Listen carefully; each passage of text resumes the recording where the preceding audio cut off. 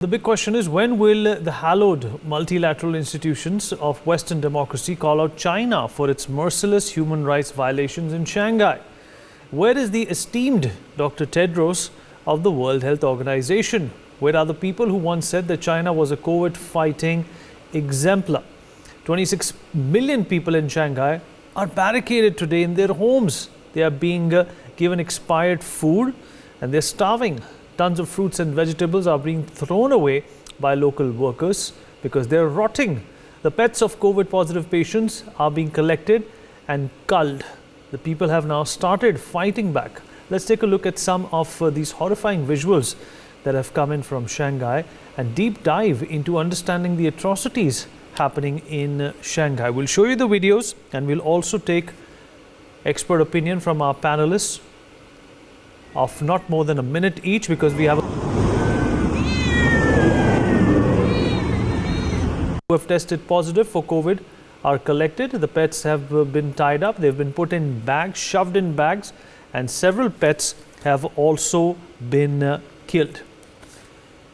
Joining us on the program at this point in time is Mr. Vijay Kranti, China and Foreign Affairs expert. Also joining us on the show is Dr. Ishwar Gilada, infectious disease specialist. Dr. Padma Shri Sanjeev Bagai, Chairman and MD of Nephron, is also joining us on the show.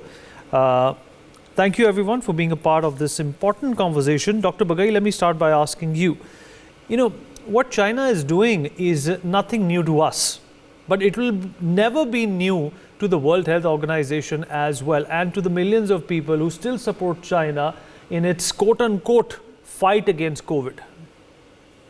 Good afternoon. I think there is little doubt in anyone's mind that China is an opaque and closed society. They are global jokes who obey no international norms, no regulations. I think Beijing information manipulation has become pervasive. Government censors, they punish dissent, propagate misinformation, and tighten on the reins of anyone who even voices an opinion. Come to the huge issue of human rights, they don't exist there. With regards to COVID, I think we still don't have an answer. WHO has been unable to conduct a fair and unbiased, neutral forensic investigation to know what the cause of COVID is well into the third year. This is a crying shame. We don't know anything about the Chinese vaccines. They were allowed with a very low efficacy of almost 50%, much lower than all other international vaccines. They were allowed to be promoted. And most of the countries which used them returned them because the efficacy fell below 30%. China has perhaps one of the highest breakthrough infection rates. We have no data from China. The wave after wave is hitting European Union and US, and there is just a white sheet put across China. We don't know the statistics. And even if we know that it will be manipulated, fudged, or the data is hidden.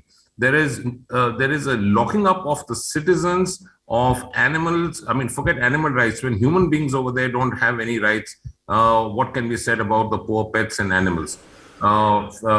Expired food, they've been locked up without food and water. The first person who actually was a whistleblower to highlight the issue of COVID spreading in early December in 2019 is no longer alive. Anyone who raised the voice is eliminated. So I think we really need to ask questions now of WHO. Do we really need this WHO in the present format? What happened to the international human rights organizations and so on? So I think these are all, in realistic terms, paper tigers. They have no relevance in today's world. I think the world has been exposed stark naked with COVID, which is originated in China. And I think China needs to be put to the task to answer all these questions. And I think there has to be a financial price on China. And this can only be done with global collaboration. We need guts. We need collaboration. We need an intent of purpose to pin down China, to expose China. And I think the world is looking at some of the countries, and I only hope and pray India takes the lead in it. We are not scared of anyone. We don't depend on anyone, least of all China. Over to you. Dr. Gilada, if you're there with us. Yeah, I'm there. Dr. Gilada, this also confirms a couple of things. The China goes into all of these, modes to punish its citizens without much research or without much profound analysis, because there's not been too much linkage, as per my knowledge. I'm not a medical expert, that animals can transmit COVID-19. And secondly, this also reaffirms that the Chinese vaccines don't work. Yeah, I think Dr. Sanjay Bagai has elaborately stated what is the role of China, what is the role of WHO. I can just squarely concur what he said. But currently, China is also liar capital of the world. They are totally lying. If they say on record only 3,000 cases per week or 2,000 cases per week, I think they had weekly 21,000 cases. But they're saying that 30,000 people are in hospital. So this data doesn't match with each other. To have 30,000 people in hospital in a week, they should have at least 3 lakh cases. So they are not saying anything truth. Secondly, now I read one of the stories which says China is blaming on import of cases. Now they should first blame themselves for export of cases. They exported to the rest of the world. So you get what you have given to the rest of the world. So they cannot blame anyone. And they are punishing people for no reason.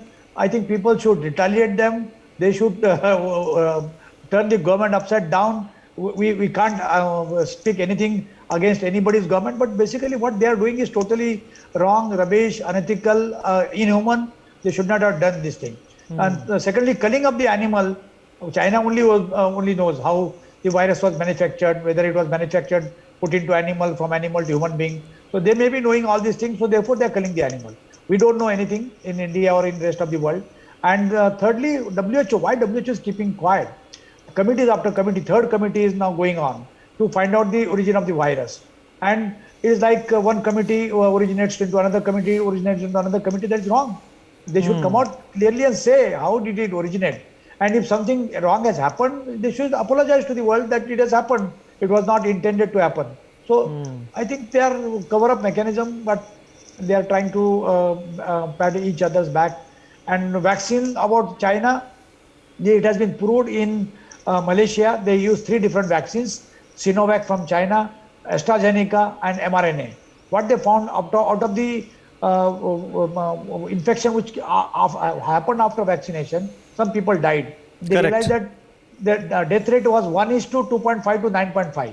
That means 1 death from AstraZeneca breakthrough infection, 2.5 from mRNA, and 9.5 from... Right, absolutely. Dr. Gilala, we have more to talk about. In fact, we're going to show you another round of videos. And these are visuals which show citizens being beaten up by COVID officers in Shanghai. Look at that. Look at how mercilessly they're beating up people who are trying to go out and perhaps just go to the market or the corner store to pick up some stuff. And this is what is being done to them for just stepping out. They're mercilessly being beaten up. Mr. Kranti, if you can hear me, sir. Yes, sure. Well, Dr. Bagai was right that, we are talking about animals in China. Forget about animals. Even, the people who in fact try to go against even the slightest of directions of the Chinese government or the CCP, they will be taken to task. Here's proof of this. And had something like this happened in India, Mr. Kranti, there would have been a hue and cry in the Western media. Oh, well, let us not talk of Western media. This period has shown the worst face, or rather exposed the reality of the Western media, whether it is Washington Post or New York Times or BBC, or even scientific journals like Lancet. They have been, number one, they have been going overboard to report what didn't happen in many countries. And they have been over-reporting India, exaggerating. Washington Post coming out with full-page feature on one person, who was sick, again, just to paint India as a country which is dying. And none of them, despite all the resources they have or they claim to have, they have yet to come out with their first genuine report about what is happening inside China. Even in December 2019, the Western media was not, they didn't know anything what is happening there. And the way they were reporting, you have seen in the second wave, India is an open society where everybody is allowed to go anywhere. There are tons and brigades of Western media running around in India very freely.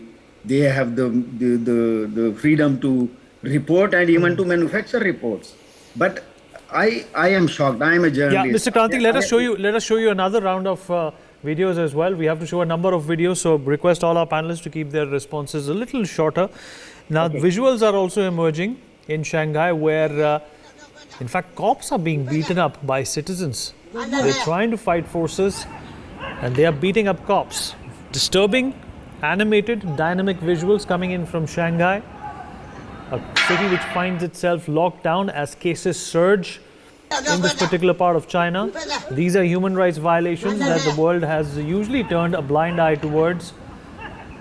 But there you have it, it's on your screen. This isn't something that's going to be talked about in the Western media.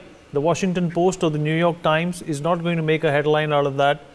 If something similar happens in a remote part of Bangladesh, it will be pinned on India.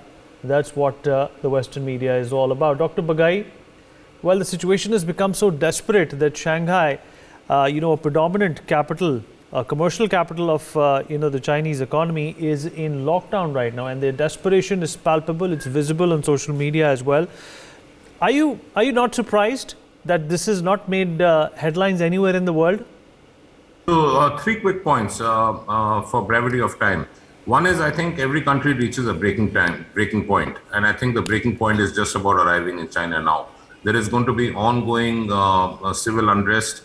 They try to suppress the movement in Hong Kong, partially successful, partially unsuccessful. But I think this huge uprising is just about starting now, and it will only increase.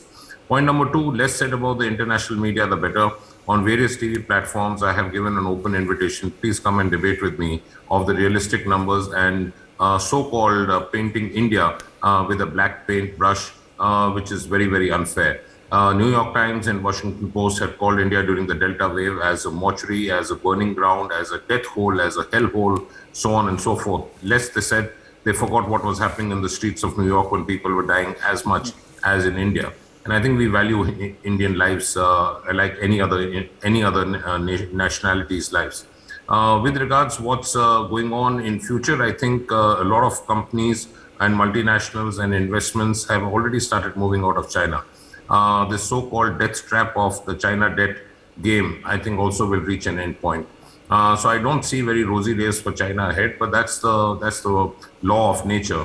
And overall, why is there so much insecurity about India? So let me be absolutely candid and clear. Next 10 years onwards, and even now, beginning now, and 10 years onwards, the next decade would be belonging to India. Many decades, in fact. No one wants to see India successful and powerful. Everyone wants to suppress it, and that's the real game. They are insecure, they are manipulating media, but I think under the present government, there is a very, very strong feeling that we need to push India together as a nation. I think India is going to be one amongst the global superpowers in the next few years, and they don't like it, but so be it. Absolutely. They don't like it, but they have to live with it. We're talking about the city of Shanghai and how it is finding itself in a situation like never before. It's not a lockdown, it's a curfew that has been imposed by the CCP. And as you can see, there are a number of issues and problems that we're highlighting on the show today. There's wastage of food. The food that you see on your screen is superfluous food that was thrown away. And what we are learning is that people in Shanghai are actually starving. There is no food. They're not allowed to go out. The rationing system in Shanghai has completely collapsed. It's deteriorated to a point where people are or have been starving for days now. And COVID-19 restrictions in China have become so aggressive and so extreme that it is also being told that there could be a mutiny of sorts. There could be rioting of sorts in Shanghai if authorities do not pull up their socks. Dr. Gilada, like I said, this is not a lockdown. A lockdown perhaps has that element of peace. This is a curfew of sorts, whereby you have seen residents who are not getting the basic amenities. Forget about medicines, forget about vaccines. They are not getting food to eat. And on the other hand, it is so ill-managed, so poorly managed that food is also being thrown, but the same food is not being given to people who are starving. It is not mere a civic unrest, it is anarchy. And it does not happen overnight. It is maybe happening, boiling for some time. but now people are fed up. Secondly, what China has shown, out of 30,000 hospitalization, not a single death in a week. I think who will believe this kind of statistics? If that is true, they should be given a Nobel Prize for saving every life. They are not a single death in COVID in 1 week's time. So I think lies after lies. We do not want to build up India on the miseries of some other country, but that is going to happen. People will realize slowly. They already started realizing in last 2 years. They know how China has fooled the rest of the world, and China, through military power, through armamentarium, through nuclear power, they are trying to capture one by one country, particularly surrounding India. But that is not going to be a successful game plan. And as Sanjeev Bagai said, the current decade and many more decades belongs to India. Everything has been exposed, whether Western or Eastern. And I say always, look at the East, look at the West, India is the best. Well said. Well, we'll also show you some more visuals now. Well, expired food, folks, is being given to citizens. It's being repackaged. They are being fooled into eating food that has expired. The packets are old. They are putting new stickers on it so that it's passed off. We are also being told that this food or these fruits, these packaged foods with preservatives and whatnot in it, with chemicals in it, is dated back to February 2021, more than a year old, Mr. Kranti. Mr. Kranti, you don't even get to see such visuals from Sri Lanka, a country which is cash-strapped at this point in time. They are still able to manage, being a very, very small country, and China, considering itself to be the center of the world and the second largest economy in the world, going through this crisis. With each dictatorship, there is a basic problem. Initially, they are, because of their terror and their discipline and their surveillance and their machinery, they appear to be very successful. And they can hide many of their sins, their crimes, their mistakes, and their blunders very successfully. That is why, right from December 2019 to today, they have been very successful in fooling the world that we are following zero COVID policy.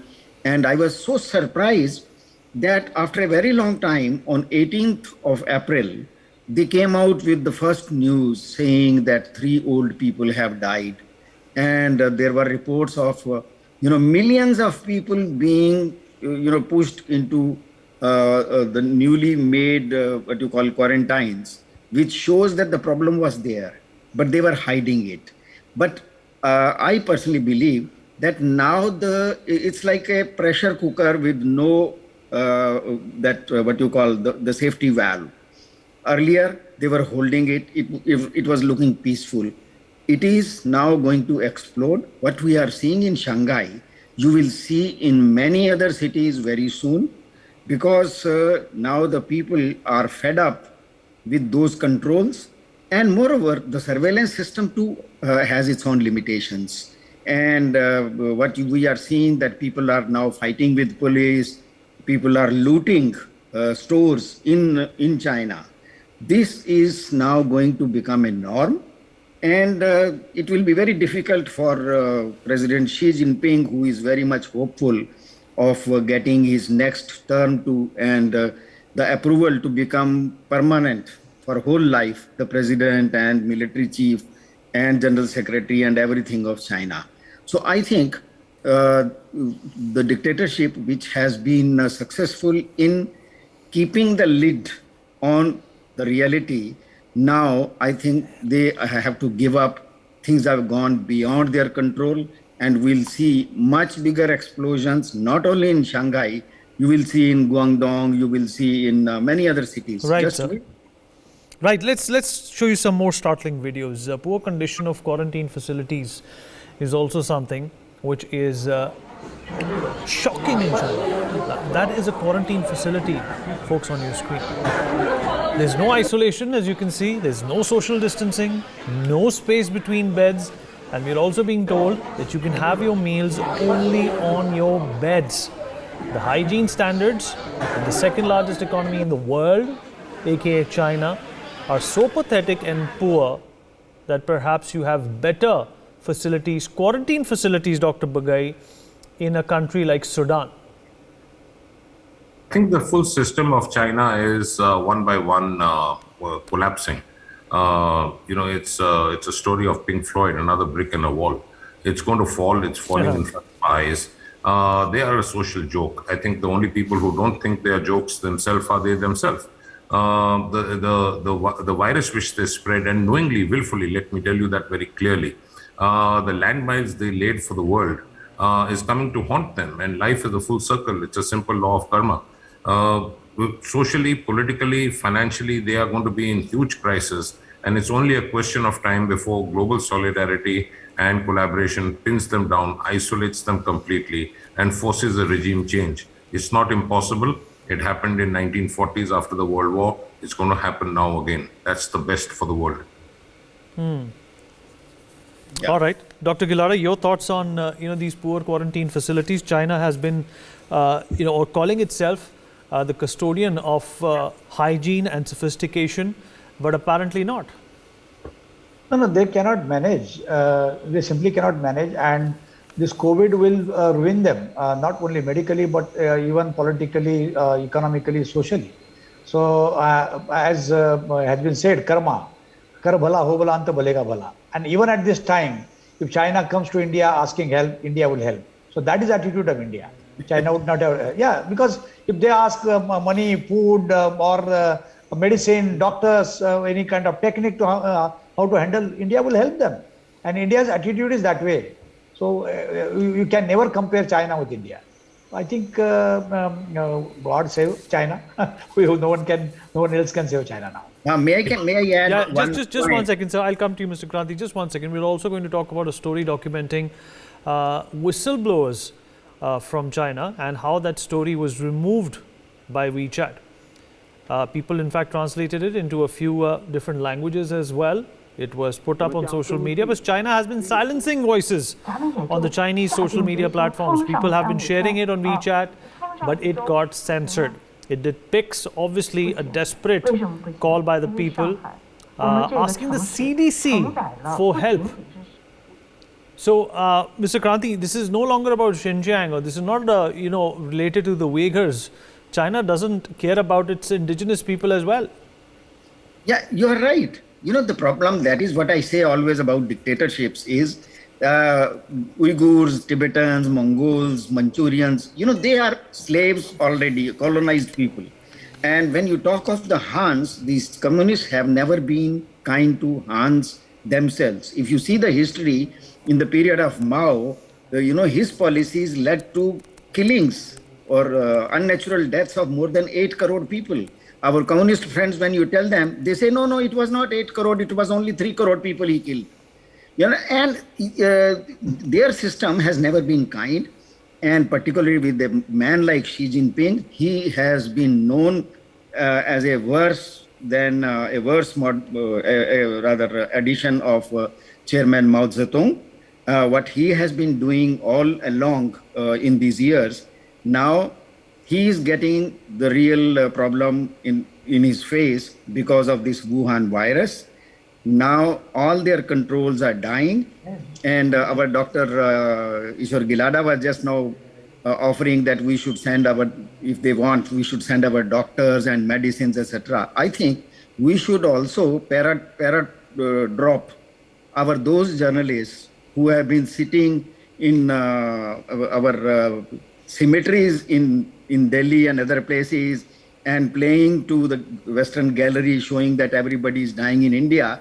I think these journalists, the Washington Post correspondent in New Delhi, the BBC team in New Delhi, New York Times team in New Delhi, they should be para-dropped in Shanghai and let them go and report very genuinely what they are seeing there. We will be really waiting for those reports.